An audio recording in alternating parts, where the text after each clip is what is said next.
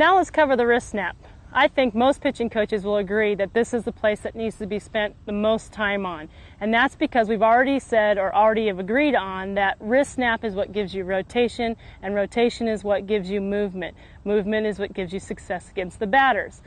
Now, with the wrist snap, and I have my grip that I'm the most comfortable with and that I'd like to ask you to work and play with to see if you can experience the same success with it as I did, is I'm right here.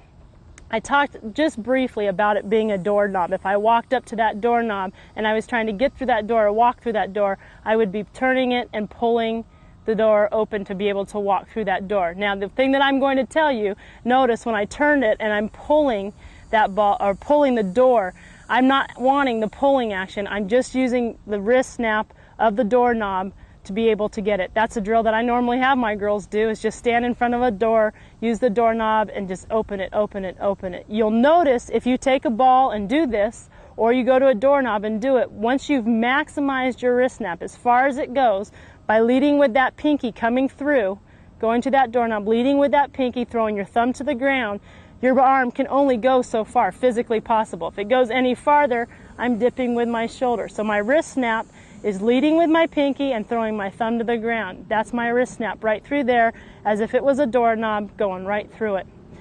The thing that you need to understand is if you are throwing it short and you're new at this, or long and new at this, if you are doing it correctly, you are going to start to experience some tightening of the muscles through here, maybe a little burning action. Don't panic, don't be nervous. That's really good feedback. You know you're doing something right.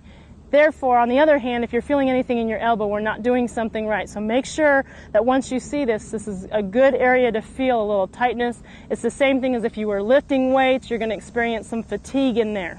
Okay, just like I pointed out on the finger. Don't panic, it's just in learning the whole process. So here's your wrist snap, you take it, you're walking right through that door, and you're snapping it all the way through.